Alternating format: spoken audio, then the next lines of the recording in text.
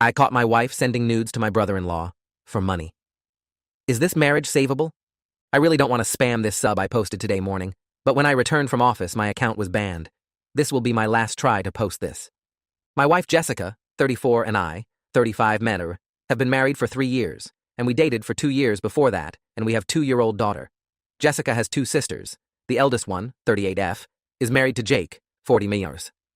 A week ago, I came home from work early and wanted to scare Jessica.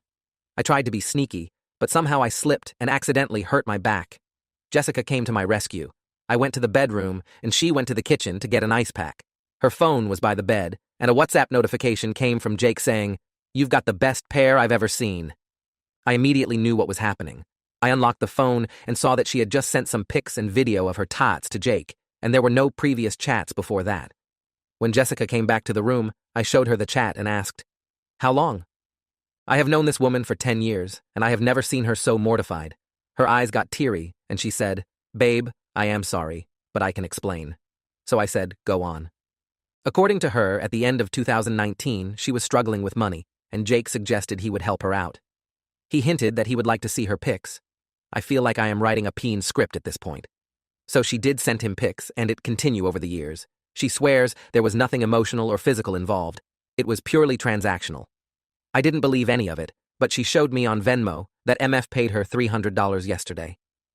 I then told her, "It's been 5 years. Try to remember if anything physical happened." For me, if even half of what she is saying is true, how could something like that not become physical?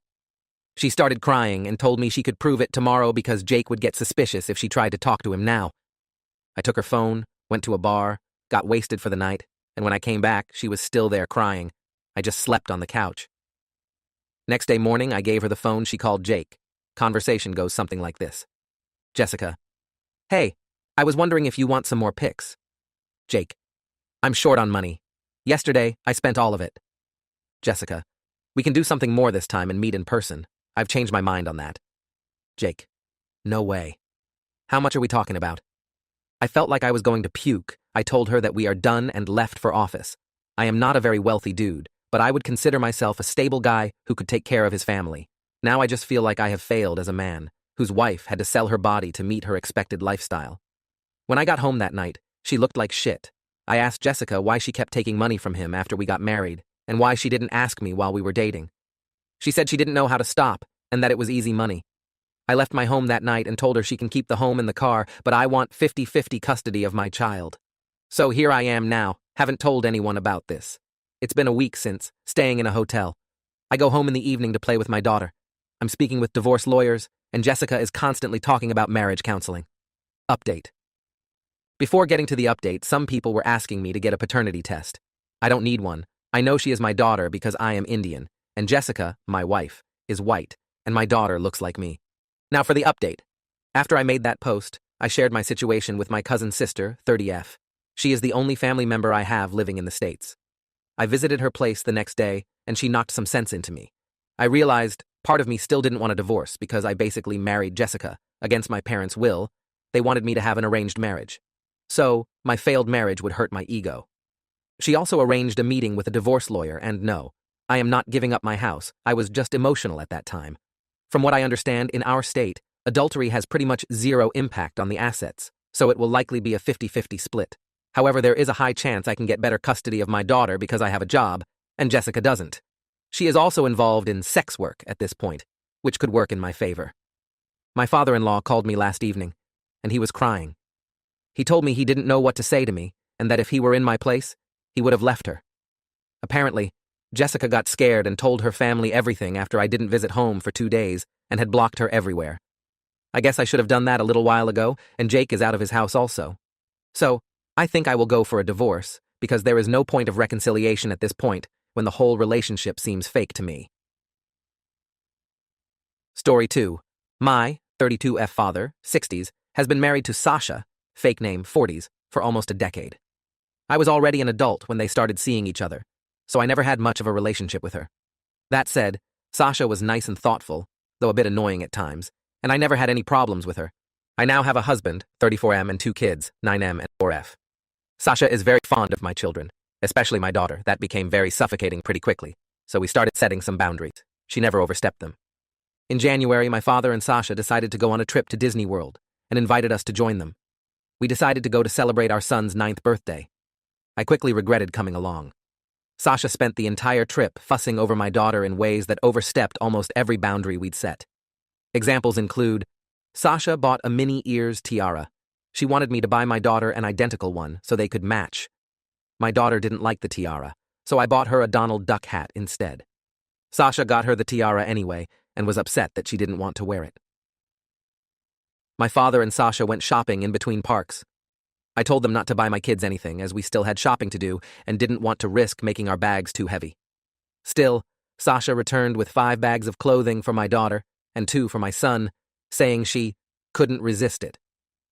My daughter wanted a Belle costume to wear at the parks, as that's her favorite princess.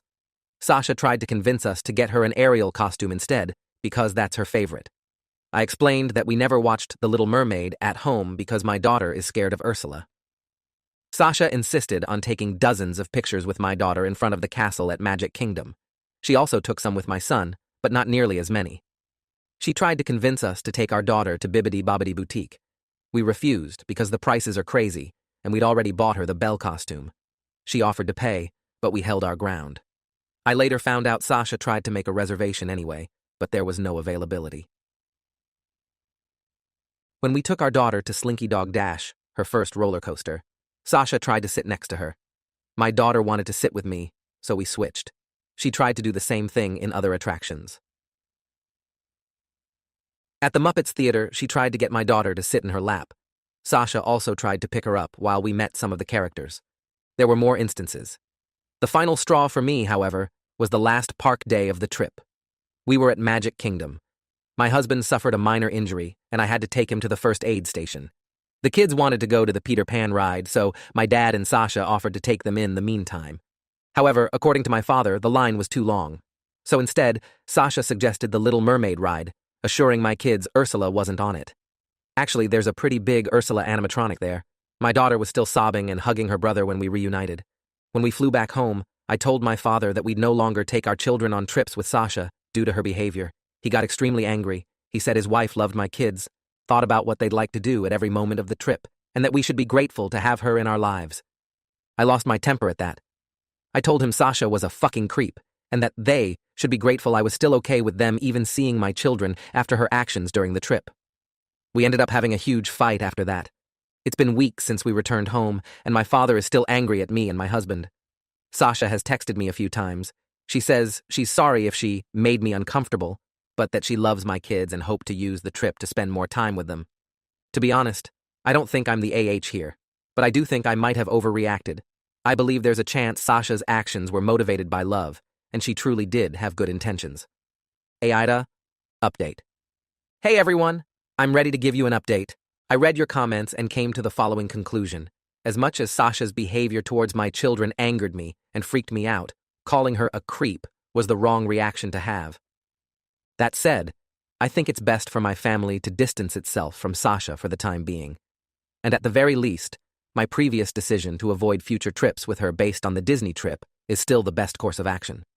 Sasha's pushiness, tendency to override my and my husband's parenting, and blatant favoritism towards my daughter were much worse when the kids were younger. After my daughter's birth, she began to focus too much attention on her and almost none on my son. I gave more examples of that in the comments on my original post. That's the reason we set boundaries in the first place. The way she fusses over my daughter also bothers me. When we had the boundary conversation with my father and Sasha, she told us that she'd always wondered what having a daughter would be like. She'd also defined herself as child-free before, so I was never certain what to think of that. Either way, that reassured me and my husband that we were doing the best for our kids. Those boundaries had never overstepped. Then we went on the Disney trip, and most of them were completely ignored. Many of you pointed out that she might have gotten carried away, or that Disney is exciting and she wanted to make sure my kids had the best experience, etc. There are 2 things I'll say to that. The first is that whatever Sasha's reasons were, she still overstepped our boundaries. When we first set those, we told her that doing so would have consequences. Disney or not, I don't see a reason to make an exception. Secondly, she wasn't trying to ensure my kids had the best experience. She was pushing them to fulfill her fantasy of what their Disney trip should look like. She repeatedly ignored my children's wishes in favor of her own, despite them both being very clear about what they wanted and didn't want. Sasha also continually favored my daughter, including during my son's birthday, and fussed over her in ways that made her uncomfortable. And I still haven't forgiven the Little Mermaid thing. My daughter is a bit shy and takes a while to open up to most people, so knowing her trust was broken like that angers me in ways I can't describe. To put it in simpler terms, my children aren't props, and whoever treats them as such will, at the very least, be put in time out. I called my father and Sasha on Saturday. I apologized for calling Sasha a creep, but told them that we needed some time apart. They won't see my family until my younger sister's birthday in late April. If that goes well, they'll be invited to my daughter's 5th birthday party in May. After that, we'll slowly work on re-establishing contact. I also said that if they overstepped our boundaries again, the consequences would be more dire. My father didn't take it well. I don't care. Sasha sent me a text with more apologies, followed by a request to, at least, FaceTime my kids every now and then. I said no. And to those who said my controlling behavior ruined the trip, my kids had an amazing time at Disney World. They're both still talking about it. My daughter keeps asking us to put her pictures with the characters she met up on the wall, and my son says he had the best birthday ever. I think that's it. Thank you for your advice and support on my first post. Relevant comments. Canyon Moon. You protected your children, and that's the best thing you can do in any situation. I'm glad they're still talking about the trip, despite favoritism and the Ursula animatronic, which means you and your husband managed to outshine all of that with wonderful memories. For the possible reconciliation, everyone can act normal for a day, the birthday in late April, especially if they know there's a goalpost on that day. It's the behavior over time that counts. If they're still messaging you, requesting FaceTime calls, and calling you unreasonable despite you clearly saying you want NC, you could begin a tally. 1 point for each request, and when it's X amount of points, they'll have their timeout extended because they obviously don't understand boundaries yet. Update, 2 months later. Last time I posted here, I mentioned that my father and Sasha wouldn't see my children until my younger sister's birthday. The party took place last weekend, and we didn't attend. These 2 months of no contact worked fine, but not great. My father respected my wishes, to my surprise, but Sasha kept trying to find ways to talk to my children. She'd call me under the guise of needing to ask me something, only to later say, "By the way, are the kids around? I want to say hi."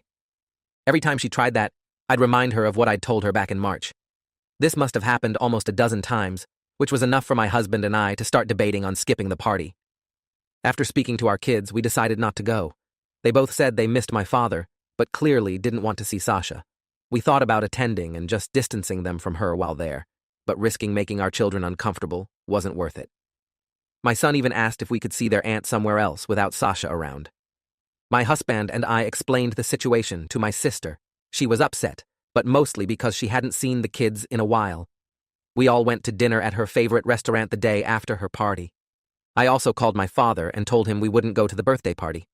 He reacted better than I expected, but we still had a short fight about it. He claimed that I had promised we'd let Sasha see the kids after 2 months, called me unfair, and said he was entitled to have a relationship with his grandchildren. I immediately denied that. Though I tried to sugarcoat it at first, I eventually gave him the truth. My kids don't want to see his wife, and I won't force them to. My father and I had a long talk. I told him how much Sasha's actions at the Disney trip upset my children, as well as how uncomfortable me and my husband felt. I admitted I don't trust his wife at all, and I don't think I ever truly will. He said that while he still thought I was overreacting, he understood I wanted to protect my kids. My dad also told me about how these 2 months of NC were for them. Apparently, Sasha started talking about my kids, mostly my daughter, a lot more than usual. She'd mention things and places she thought they would like. My father was aware of one of the times she called me, but thought it was a one-time thing. She wanted to give my daughter a gift at my sister's birthday party. He said he didn't know why. At one point, she told him she wanted to plan another family vacation with the kids, even though I told them they're not traveling with Sasha anymore.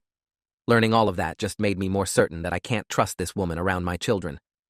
For now, I intend to remain LC with my father and NC with Sasha. My daughter told me she wanted her grandpa at her birthday party a few weeks from now, so I told him that he was invited, but Sasha wasn't. He agreed. To be honest, I don't trust my father after all of this. I'm allowing him to come because that party will take place at my home, which is easier for me to control. If he tries to bring Sasha, they'll both be kicked out, and it will take a long time for me to consider letting him near my kids again. My father hasn't told me how his wife is reacting to this. My sister told me that during her party, Sasha asked her to tell me she wanted to talk. I'm not reaching out to her, nor do I plan to respond if she attempts to contact me. Both me and my husband have blocked her. My children are doing great. They still talk about how much fun they had at Disney. My daughter's been saving money, putting coins in her piggy bank, for us to go back. On a completely different note, I'm pregnant again. This was completely unplanned. I always said I wanted 2 kids at most, and the third would have to be a huge accident. But my husband and I are ecstatic. I'm still in the first trimester, so not a lot of people know. We're brainstorming ways to tell our kids. Overall, I'm happy with my life right now. And as much as I wish this Sasha situation had never happened, I feel like a better parent after dealing with it. I have never been more confident in my abilities to protect my children than I am now. I don't think I'll update again anytime soon. Once again, thank you for all the support you've given me. I wish you the best.